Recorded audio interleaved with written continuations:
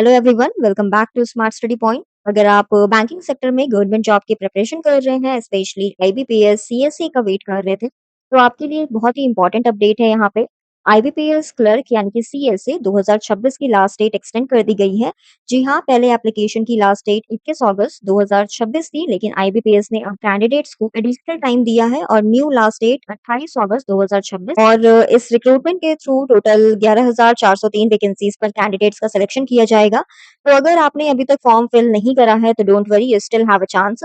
आज की वीडियो में हम आईबीपीएस क्लर्क यानी कि सीएसए कस्टमर सर्विस एसोसिएट 2026 की vacancy details, important dates, eligibility, age limit, application fees, selection process, exam pattern और इंपॉर्टेंट पॉइंट्स कुछ डिटेल में डिस्कस करेंगे। तो वीडियो को एंड तक जरूर देखिएगा। तो सबसे पहले आईबीपीएस क्लर्क 2026 की बेसिक डिटेल्स हम देख लेते हैं। आपको कुछ नहीं करना है। अगर आपको खुद से नोटिफिकेशन को रीड करना है तो आप गूगल पे आईबीपीएस डालते हो और सबसे पहले जो आपके पास आईबीपीएस की साइट आ जाती है, आप उसे ओपन करोगे। ओपन करने के बाद आपको रीसेंट अपडेट्स में आपको सबसे पहला जो नोटिफिकेशन आपको ये दिख रहा है, आप इसे क्लिक करते हो तो आपके पास ये खुल के आ जाता है, जिसके ऊपर आपको दिख रहा है कि आपके डेट्स एक्सटेंड कर दिए गए हैं। पहले आपके डेट्स 1 अगस्त 2026 से लेकर के 21 अगस्त 2026 थी, अब डेट बढ़ा करके रिवाइज डेट आपको जो दिख रही है यहाँ पे वो 1 अगस्त 2026 से लेकर के 28 अगस्त 2026 कर दी गई है। नोटिफिकेशन के लिए आपको कुछ नहीं करना है, आपको बैक जाना है, अपने होम स्क्रीन के ऊपर आना है, यानी कि हमारा जो साइट है, साइट के होम पे आना है एंड रीसेंट अपडेट्स में आपको apply online for common recruitment process under CRP CSA 16 के ऊपर क्लिक करना है एंड आपके पास ये पूरी डिटेल्स आपके सामने खुल करके आ जाएगी। आपको 1 अगस्त 2026 वाले नोटिफिकेशन पे टैप करना है एंड आपके पास ये पूरी नोटिफिकेशन आपको डिटेल में आप इसमें जो भी जानकारी चाहते हैं, आप इसमें देख करके आप वो जानकारी प्राप्त कर सकते हैं।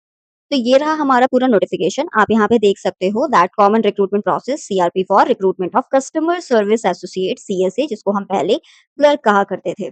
ये आपकी वैकेंसीज 2027-28 के लिए आई है। नीचे आते हैं, कुछ इंपॉर्टेंट डेट्स दिए गए हैं। ये आपका टेंटेटिव शेड्यूल है। ज्यादातर टाइम पे ये इसी टाइम पे आपके एग्जाम्स लेते हैं, इनके डेट्स फ्लक्चुएट नहीं करते हैं।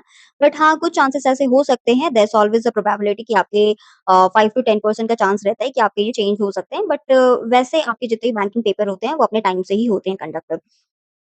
तो आपकी रजिस्ट्रेशन डेट ये बढ़ा दी गई है, 28 ऑफ अगस्त कर दिया गया है। पेमेंट भी आपका 28 ऑफ अगस्त हो जाएगा यहाँ पे। एंड पेपर की बात करें, आपका जो एग्जामिनेशन होगा वो आपका कंडक्ट ऑफ पीईटी, जो भी ये कैटेगरीज के लिए होते हैं, ये प्रीलिम्स पेपर जो आपका ऑनलाइन होने वाला है, ये आपके अक्टूबर में आपको पेपर देखने को मिलेगा और रिजल्ट आपके नवंबर में आ जाएंगे।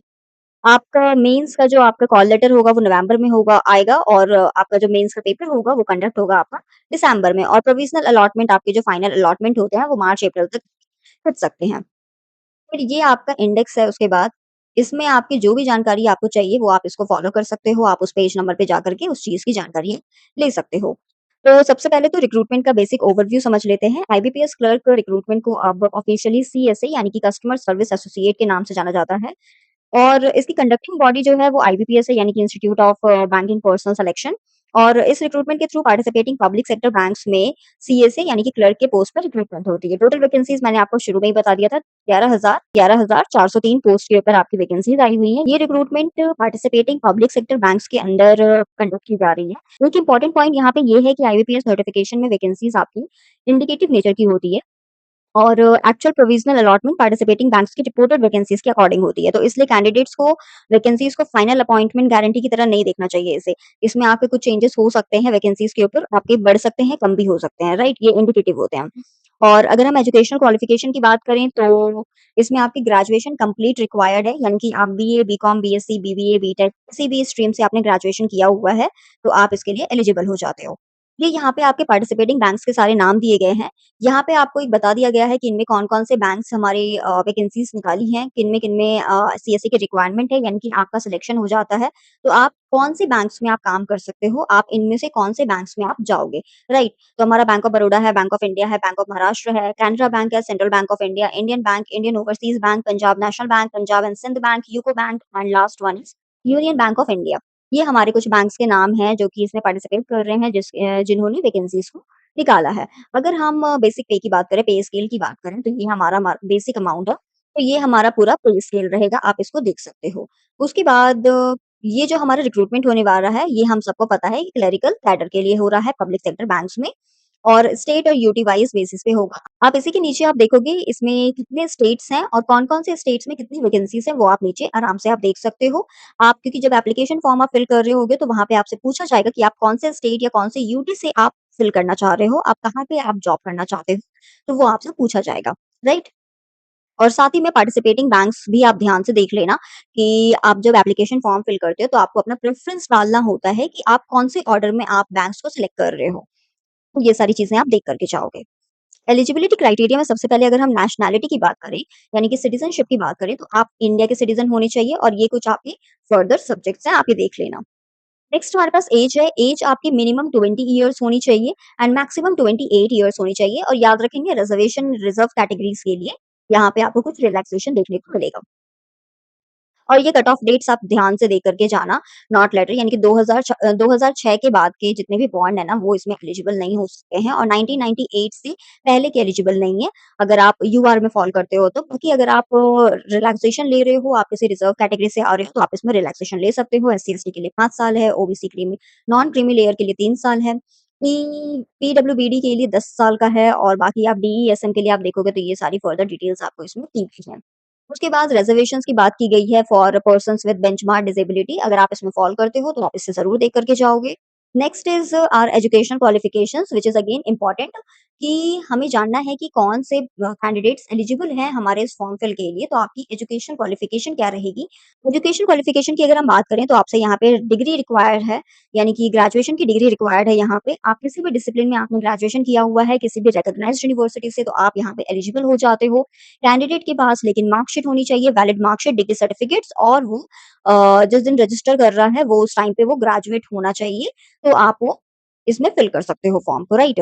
और साथ ही एक और इम्पोर्टेंट चीज़ कि कैंडिडेट जिस भी स्टेट के लिए अप्लाई कर रहा है, जिस भी स्टेट में आप बैंक्स के लिए अप्लाई कर रहे हो, स्टेट या फिर तो यूटी, उसमें आपकी जो भी रीडिंग, राइटिंग, स्पीकिंग लैंग्वेज है, जो आपका जो भी रिक्वायर्ड लैंग्वेज आपको दिया गया है उसमें लोकल लैंग्वेज, आप उसमें प्रोफिशिएंट हो या नहीं, आपके पास वो प्रूफ भी होना चाहिए। जैसे अगर आप नॉर्थ इंडिया की बात करते हो, तो वहाँ पे आपको हिंदी चाहिए, हिंदी एंड इंग्लिश चाहिए, तो आपको ये प्रूफ करना पड़ेगा कि आपने हिंदी पढ़ा हुआ है 10th के बाद, 10th में या फिर तो 10th के ऊपर। और उसके बाद है हमारे पास कंप्यूटर लिटरेसी कि कैंडिडेट को कंप्यूटर के बारे में पता है या नहीं पता है, आपको ऑपरेटिंग और वर्किंग नॉलेज पता है या नहीं उस कंप्यूटर के बारे में, आपको वो बताना पड़ता है। कैसे आप प्रूव करोगे ये? आपके पास या तो सर्टिफिकेट होगा या डिप्लोमा होगा या फिर तो डिग्री होगा कंप्यूटर ऑपरेशन लैंग्वेज में, या तो आपने अपने 10th में आपने एज़ अ सब्जेक्ट पढ़ा होगा या तो कंप्यूटर या तो आईटी।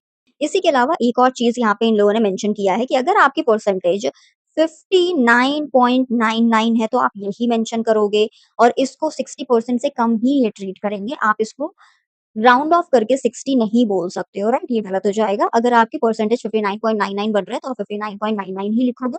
54.99 बन रहा है तो 54.99 ही लिखोगे, ना कि 55 कर दोगे। तो आप राउंड ऑफ नहीं कर सकते हो। नेक्स्ट इज़ हमारा कि फी कितना होगा, एप्लीकेशन फी क्या है, चार्जेस क्या लग रहे हैं।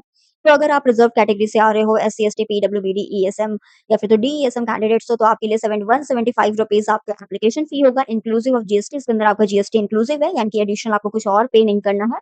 एंड अगर आप यूआर से आते हो यानी कि इन अलग ये जो ऊपर मेंशन्ड है इनके अलावा कोई और कैंडिडेट्स इसमें फॉर्म फिल कर रहा है तो उसके लिए आप 850 रुपीज़ पड़ते हैं, ₹850 आपको पे करने पड़ते हैं। और ये जो पेमेंट होगा वो आपका ऑनलाइन पेमेंट ही होगा। उसके बाद हमारा स्ट्रक्चर यानी कि आपका पैटर्न किस तरीके से होगा। पैटर्न हम देख रहे हैं हमारा पेपर किस तरीके से होगा। सबसे पहले तो आपका जो पेपर होगा वो आपके प्रीलिम्स का पेपर होगा और फिर मेंस का पेपर होगा। अगर हम प्रीलिम्स की बात करें तो ये आपका ऑब्जेक्टिव टेस्ट होता है और ये सीबीटी मोड में होता है, कंप्यूटर बेस्ड टेस्ट होता है। इसमें आपको 3 सब्जेक्ट्स आपको देखने को मिलते हैं, 3 यूनिट्स आपको देखने के लिए मिलते हैं। First one we have English language. आपका इंग्लिश लैंग्वेज जो होगा वो इंग्लिश ही लैंग्वेज में होगा, वो आप किसी और अपने लोकल लैंग्वेज में नहीं देखोगे आप उसमें, यानी कि आपको इंग्लिश के क्वेश्चन आपको इंग्लिश में ही देखने को मिलेंगे। टोटल आपको 30 क्वेश्चन्स मिलेंगे, 30 मार्क्स के होंगे, यानी कि 1 मार्क्स के हर एक क्वेश्चन होंगे और 20 मिनट्स आपको मिलेगा, यानी कि आपका यहाँ पे ऊपर टाइमर चल रहा होगा, टाइम बेस्ड आपका टेस्ट होगा ये। नेक्स्ट वी हैव सेकंड जो आपका यूनिट होगा वो हमारा न्यूमेरिकल एबिलिटी होगा, जिसको आप मैथ्स भी बोलते हो, क्यूए भी बोलते हो, क्वांटिटेटिव एप्टीट्यूड बोलते हो आप। इसका मीडियम जो है वो आपके ऊपर डिपेंड करता है। अगर आपका मीडियम आपका हिंदी है तो आप हिंदी चूज़ करोगे, इंग्लिश है तो इंग्लिश चूज़ करोगे और जैसे कि अगर आप नॉर्थ इंडिया स्टेट से आप जा रहे हो, आपने नॉर्थ इंडियन स्टेट्स का आपने भरा हुआ है, तो उसमें आपको 2 ऑप्शंस मिलते हैं, हिंदी, इंग्लिश, आप उन दोनों में से चूज़ कर सकते हो। अगर आप कर्नाटका का चूज़ कर रहे हो, कर्नाटका के स्टेट से आप अप्लाई कर रहे हो, तो उसमें आपको कन्नड़ माँगता है, फिर तमिलनाडु में तमिल माँग रहा है, तेलुगु माँग रहा है, इस तरीके से आपके अलग-अलग लैंग्वेजेज़ आपको लोकल लैंग्वेजेज़ देख कर के जानी है। उसके अलावा अगर हम इस क्वांटिटेटिव एप्टीट्यूड यानी कि न्यूमेरिकल एबिलिटी की बात करें तो आपके 35 क्वेश्चंस होते हैं, 35 मार्क्स के होते हैं, 1 मार्क्स हर क्वेश्चन के लिए और आपको 20 मिनट्स मिलते हैं इन्हें सॉल्व करने के लिए। Last one we have reasoning ability जिसे आप रीजनिंग बोलते हो। ये भी आपके मीडियम के ऊपर डिपेंड करता है कि आपने क्या चूज़ करा है अपने फॉर्म में। 35 क्वेश्चंस होते हैं नंबर ऑफ क्वेश्चंस और आपके टोटल मार्क्स आपके 35 बनेंगे, 1-1 मार्क्स के हर क्वेश्चन होंगे और 20 मिनट मिलेगा। इसी तरीके से 60 मिनट आपका टोटल होता है। 1 घंटे का पेपर होगा आपका, 1 घंटे में आपको 100 क्वेश्चंस करने हैं, 100 मार्क्स के। उसके बाद इस प्रीलिम्स में अगर आप अपने कट ऑफ को क्लियर कर लेते हो, शॉर्टलिस्ट हो जाते हो आप, तो आप फिर नेक्स्ट पेपर देते हो दैट इज़ मेंस का पेपर आप देते हो जो कि अगेन आपको ऑब्जेक्टिव टेस्ट मिलेगा। ये भी आपका सीबीटी फॉर्म में होता है, कंप्यूटर बेस्ड फॉर्म में होता है। यहाँ पे आपको 4 यूनिट्स देखने को मिलेंगे। First one we have general या फिर तो फाइनेंशियल अवेयरनेस जिसको हम कहते हैं। ये अगेन आप मीडियम सेट कर सकते हो, मीडियम आप सिलेक्ट करोगे अपने फॉर्म में। नंबर ऑफ क्वेश्चंस की अगर हम बात करें तो 40 क्वेश्चंस होते हैं, 50 मार्क्स के होंगे, 20 मिनट्स मिलेंगे आपको इसे सॉल्व करने के लिए। Next we have general English, ये अगेन इंग्लिश ही मीडियम में रहेगा। 40 क्वेश्चंस होते हैं, 40 मार्क्स के होंगे, 35 मिनट में आपको ये करके देना है। रीजनिंग एबिलिटी आपके मोड के ऊपर डिपेंड करता है, हिंदी, इंग्लिश, कन्नड़, तमिल आपने क्या चूज़ करा हुआ है, उसके ऊपर डिपेंड करता है। 40 क्वेश्चंस होंगे इसके अंदर, 60 मार्क्स का होगा ये और 35 मिनट में आपको सॉल्व करके देना है। And the last one we have quantitative aptitude जो हमने ऊपर पढ़ा यानी कि आपका जो मैथ्स पोर्शन होता है, वो इसके अंदर आ जाता है। वो अगेन आप लैंग्वेज चूज़ कर सकते हो, मीडियम चूज़ कर सकते हो। नंबर ऑफ क्वेश्चंस यहाँ पे 40 होंगे, मैक्सिमम मार्क्स 50 होंगे और 35 मिनट में आपको करके देना है। टोटल आपका यहाँ पे बनता है 125 मिनट में आपको 160 क्वेश्चंस करने हैं और ये 200 टोटल मार्क्स के होंगे। उसके बाद आपका फाइनल सिलेक्शन होता है यहाँ पे और आपको प्रोविज़नल अलॉटमेंट दी जाती है।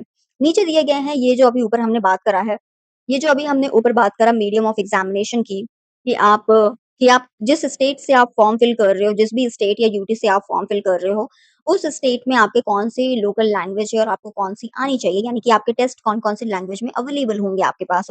अगर आप अंडमान निकोबार से हो, इंग्लिश, हिंदी, आंध्र प्रदेश में मैंने बताया था आपके अलग-अलग जो स्टेट्स होंगे, उसके जो भी लोकल लैंग्वेज होंगे, वो उसमें आपको देखने को मिल जाएगा। जैसे आंध्र प्रदेश में हम तेलुगु बोलते हैं, तो हिंदी, इंग्लिश एंड तेलुगु हो जाएगा, अरुणाचल में हिंदी, इंग्लिश है, असम में हिंदी, इंग्लिश, असमीज़ है। इस तरीके से आपको देखने को मिलेंगे, तो आप एक बार इसे देख कर के जाना। इसमें एक और चीज़ है, अगर आपके जो ट्रांसलेशन है, यानी कि आपके जो पेपर है, इंग्लिश वर्ज़न इंग्लिश का जो भी ट्रांसलेटेड वर्ज़न दिया गया है, मान लो इंग्लिश से हम बंगाली देख रहे हैं, तो बंगाली वर्ज़न हमारा इनकरेक्ट है, बंगाली में आपको कुछ लग रहा है कि प्रॉब्लम है, कुछ गलत ट्रांसलेट किया गया है, तो उसमें आपका इंग्लिश वर्ज़न जो है, वो प्रिवेल करेगा, यानी कि आप इसे कंसीडर करोगे इंग्लिश वर्ज़न को, राइट? उसके बाद है अभी हमने बात करा प्रीलिम्स के बारे में, मेंस के बारे में, दोनों में क्या पेनल्टी है, क्या नेगेटिव मार्किंग है? तो हाँ है, there will be a penalty for wrong answers आपके 0.25 यानी कि 1/4 आपका नेगेटिव मार्किंग आपको यहाँ पे देखने को मिलता है। और अगर आपने कोई भी आंसर नहीं टिक करा है, नहीं ऑप्ट करा है, तो उसके लिए कोई भी पेनल्टी नहीं लगेगा। इसके अलावा जो भी कैंडिडेट्स हैं, जिस भी पर्टिकुलर स्टेट या यूटी की वैकेंसीज़ के लिए अप्लाई कर रहे हैं, वो अपने लोकल लैंग्वेज में प्रोफिशिएंट होने चाहिए, यानी कि वो पढ़ सकते हैं, लिख सकते हैं, बोल सकते हैं और समझ सकते हैं। क्योंकि आप बेसिकली डेस्क पे बैठोगे, आप कस्टमर के साथ डायरेक्ट डील कर रहे होगे, आपको उनकी लैंग्वेज समझ में आनी चाहिए, इस वजह से आपको लोकल लैंग्वेज प्रोफिशिएंसी एलएलपीटी आपको देखना पड़ेगा, देना पड़ेगा, वो आपसे रिक्वायर्ड है। ये कैसे होगा? तो ये बेसिकली आपको प्रूव करना पड़ता है कि आपने 10th से ऊपर कैंडिडेट्स हू प्रोड्यूस 10th या फिर तो 10th से ऊपर की मार्कशीट में आप ये एविडेंस दोगे कि आपने लोकल लैंग्वेज पढ़ा हुआ है। अगर आप हिंदी है, तो आपने हिंदी 10th में या फिर तो 10th से ऊपर आपने पढ़ा हुआ है। एक लैंग्वेज आपको चूज़ करना और कोई कैंडिडेट है जो कि फेल कर जाता है प्रोड्यूस करने के लिए, तो उसकी अपॉइंटमेंट कैंसल हो जाएगी और वो डिस्क्वालीफाई हो जाएगा। उसके अलावा पीईटी है that is pre examination training ये आपके SC, ST, OBC, minority communities, ex serviceman, person with benchmark disabilities इनके लिए ये प्रोवाइड की जाती है। अगर आप इसमें फॉल करते हो और आप लेना चाहते हो इसका, तो आप इसमें अपने एप्लीकेशन में आप इसे ऑप्ट कर सकते हो। आपको पहले ही ये ऑनलाइन मोड में आपको पीईटी दे दिया जाता है। बेसिकली एग्जामिनेशन से पहले आपको एक ट्रेनिंग बेस पे आपको दिया जाता है कि आप किस तरीके से आप पेपर दोगे, किस तरीके से एग्ज़ाम्स आएँगे, ये सारी चीज़ें हैं। और अगर हम इंडिकेटिव वैकेंसीज़ की हम बात करें, तो ये नीचे हमारी पूरी वैकेंसीज़ दी गई हैं। हर एक यूटी, हर एक स्टेट का अलग से एक बॉक्स बनाया है, जिसमें आपके जितने भी पार्टिसिपेटिंग बैंक्स हैं, उन सब की लिस्ट है और उसके सामने आपकी जितनी भी वैकेंसीज़ हैं, वो सारी इसके अंदर मेंशन की गई हैं। जैसे आप इस अंडमान एंड निकोबार के बारे में आप देखो, तो यहाँ पे आपकी टोटल वैकेंसीज़ 1 है, एसटी में से ओबीसी के लिए 5 है, ईडब्ल्यूएस के लिए 1 है, यूआर के लिए 11 है, टोटल आपके 18 बनते हैं। इसी तरीके से नीचे सारे स्टेट्स के हैं, आंध्र प्रदेश हो गया, अरुणाचल प्रदेश हो गया, ये सारे आप देख सकते हो कि आप कौन से स्टेट से आप अप्लाई करना चाहते हो या कौन से यूटी से आप अप्लाई करना चाहते हो। इस तरीके से आप इसे देख कर के अप्लाई कर सकते हो। उसके बाद नीचे आपको एग्ज़ामिनेशन सेंटर के बारे में दी गई है कि आप प्रीलिम्स और मेंस एग्ज़ामिनेशन आपके कहाँ-कहाँ पे होंगे। आपने जो भी स्टेट आपने चूज़ करा है, उसमें से आपके प्रीलिम्स का और मेंस का एग्ज़ामिनेशन सेंटर क्या-क्या होगा, ये पूरी लिस्ट दी गई है। आप इसमें से चूज़ करके आप भर लेना। एप्लीकेशन में क्योंकि आपसे ये भी पूछा जाता है कि आप प्रीलिम्स का एग्ज़ामिनेशन सेंटर आप क्या चूज़ करना चाहते हो, मेंस का एग्ज़ामिनेशन सेंटर आप क्या चूज़ करना चाहते हो, तो आप इसे कंसिडर कर सकते हो। उसके अलावा हमने अभी ऊपर बात करी है लोकल लैंग्वेजेज़ के लिए कि आप जिस भी एरिया के लिए, जिस भी स्टेट के लिए या जिस भी यूटी के लिए आप फॉर्म फिल कर रहे हो, उसमें आप लोकल लैंग्वेजेज़ आपको पता होनी चाहिए। वही आपकी ये पूरी लिस्ट दी गई है। जैसे अंडमान एंड निकोबार में आपकी हिंदी एंड इंग्लिश आनी चाहिए आपको। लक्षद्वीप में आपको मलयालम आनी चाहिए, आंध्र प्रदेश में तेलुगु एंड उर्दू, मध्य प्रदेश में हिंदी, अरुणाचल में इंग्लिश, महाराष्ट्र में मराठी। ये कुछ लैंग्वेजेज़ आप नीचे देख कर के जाओगे, किस तरीके से आपको क्या-क्या लैंग्वेजेज़ आनी चाहिए और आपको वो प्रूफ करना पड़ेगा कि आपने पढ़ा है और आपको पूरी जानकारी है, यानी कि आप पढ़ सकते हो, लिख सकते हो, समझ सकते हो, बोल सकते हो, ये सारी चीज़ें हैं। उसके अलावा अगर हम इस आईबीपीएस, सीएसए, प्रीलिम्स के एग्ज़ाम डेट की बात करें, तो हमारा जो डेट है वो इसका 10, 10th एंड 11 अक्टूबर है अक्टूबर है। 10th एंड 11 अक्टूबर 2026 हमारा डेट है प्रीलिम्स का और मेंस आपका फिर 27 दिसंबर 2026 को। ये इनके टेंटेटिवली जो भी हमारा कैलेंडर आया है, शेड्यूल आया है, उसके ऊपर इन्होंने मेंशन किया हुआ है। डॉक्यूमेंट्स क्या-क्या रिक्वायर्ड होंगी, तो एप्लीकेशन फॉर्म फिल करते समय कैंडिडेट्स को रिक्वायर्ड डॉक्यूमेंट ज़रूर रेडी रखना है। डॉक्यूमेंट्स क्या-क्या इंपॉर्टेंट होंगी, क्या-क्या रिक्वायर्ड होंगी, तो आपको सबसे पहले चाहिए होगा photograph, signature, thumb impression, hand written declaration और 10th की मार्कशीट। ये आपके कुछ इंपॉर्टेंट डॉक्यूमेंट्स हैं। और साथ ही में आईबीपीएस के जो एप्लीकेशन प्रोसेस होता है, उसमें आपका लाइव फ़ोटोग्राफ कैप्चर किया जाता है, तो आप अपनी सारी चीज़ों को तैयार रखना। एक आपकी प्रॉपर लाइटिंग होनी चाहिए, जिसके ऊपर आपका फेस दिख रहा हो। नीचे दिया गया है कि आपके फ़ोटोग्राफ होने चाहिए, sign, left thumb impression, hand written declaration, 10th का मार्कशीट यानी कि 10th का सर्टिफ़िकेट और साथ में और भी कोई सर्टिफ़िकेट है, तो वो भी आप प्रोवाइड करना पड़ेगा। उसके अलावा नीचे कुछ चीज़ें दी गई है कि अगर आप फ़ोटोग्राफ आप जो भी अपलोड करोगे, उसका साइज़ क्या होगा, क्या डायमेंशन्स होंगी, किस तरीके से आपके फ़ोटोज़ होने चाहिए, वो यहाँ पे पूरे दिए गए हैं। तो ये सारे डॉक्यूमेंट्स आप पहले ही तैयार करके रख लेना सो दैट आप जब फॉर्म फिल कर रहे हो, तो उस बीच में कोई भी बाधा ना आए, कोई भी डिस्टर्बेंस ना आए। फ़ोटोग्राफ कैप्चर होगा आपका, एक सिग्नेचर लगेगा आपका 10 केबी से 20 केबी के बीच में और ये आपका डायमेंशन्स है, लेफ्ट थंब इम्प्रेशन की ज़रूरत होगी। ये भी आपके डायमेंशन्स दिए गए हैं 20 से 50 केबी। हैंड रिटन डिक्लेरेशन की बात करें तो 50 केबी से 100 केबी के बीच में और ये आपकी डायमेंशन्स हैं। उसके बाद 10th का जो मार्कशीट है वो आपका पीडीएफ फॉर्मेट में होना चाहिए, 500 केबी तक आप इसमें अपलोड कर सकते हो। क्वेश्चन आता है कि आप फॉर्म फिल कैसे करोगे? तो सबसे पहले आपने कुछ नहीं करना है, आपने ऑफिशियल आईबीपीएस वेबसाइट पे जाना है और वहाँ पे जाकर के आपको रिक्रूटमेंट सेक्शन में 1 मिनट मैं आपको दिखाई देती हूँ। आप ये होम पेज पे आए हो आईबीपीएस का, उसके बाद आपने क्या करा, आप इसे टैप कर रहे हो अप्लाई ऑनलाइन के ऊपर। ये लास्ट 1st ऑफ अगस्त वाला जो है apply online for common recruitment process under CRP CSA 16 के ऊपर आप टैप करोगे। आपके पास ये स्क्रीन खुल कर के आ जाएगी और आपको करना है click here for new registration. आप इसे टैप करते हो, यहाँ पे सारी इन्फॉर्मेशन आप डालते हो, नाम हो गया, मिडल नेम, लास्ट नेम, फिर कॉन्टैक्ट नंबर वगैरह आप डालोगे और आप अपनी ईमेल आईडी डालोगे, सिक्योरिटी कोड डालोगे, आप ये वेरीफाई किया जाएगा एंड देन आपके वेरिफिकेशन के बाद आप फिर अपना फर्दर प्रोसेस आप जहाँ पे आपको रिक्वायरमेंट होगी आपके डॉक्यूमेंट्स की, जहाँ पे आप अपना फ़ोटो और फ़ोटोग्राफ कैप्चर करोगे, फ़ोटो अपलोड करोगे, सिग्नेचर दोगे, लेफ्ट थंब इम्प्रेशन दोगे, हैंड रिटन डिक्लेरेशन वगैरह दोगे, 10th का मार्कशीट अपलोड करोगे, अपना एड्रेस वगैरह आप दे देते हो एंड फिर अपनी आप पेमेंट करके आप अपना जो भी एप्लीकेशन फ़ी है वो पे करते हो और फाइनली आपका एप्लीकेशन सबमिट हो जाता है। और याद रखेंगे जब भी आप एप्लीकेशन फॉर्म आपका सबमिट हो जाए, कन्फर्म हो जाए, तो आपकी जो रिसीट होता है, फी रिसीट और साथ में आपका एप्लीकेशन फॉर्म, उन दोनों की कॉपी आप ज़रूर सेव करके अपने पास रख लेना for future reference. So friends अगर आप आईबीपीएस क्लर्क 2026 के लिए एलिजिबल हैं और अभी तक फॉर्म नहीं भरा है आपने, तो आपके पास अभी भी अपॉर्च्युनिटी है because last date has been extended till 28th of August 2026 but please last date का वेट मत करिए, फॉर्म फिल करने के साथ-साथ अपनी प्रिपरेशन भी सीरियसली स्टार्ट कर दीजिए बिकॉज़ अक्टूबर में प्रीलिम्स एक्सपेक्टेड है। और उसके बाद मेंस का भी प्रिपरेशन टाइम लिमिटेड रहेगा। तो आप अभी से ही उसकी तैयारी करना शुरू कर दीजिए। अगर आपको ये वीडियो यूज़फुल लगा देन लाइक ज़रूर करें, चैनल को सब्सक्राइब ज़रूर करें और कमेंट करके बताएँ आप आईबीपीएस क्लर्क 2026 का फॉर्म भर रहे हैं या ऑलरेडी अप्लाई कर चुके हैं। मिलते हैं नेक्स्ट वीडियो में with another important government job and exam update.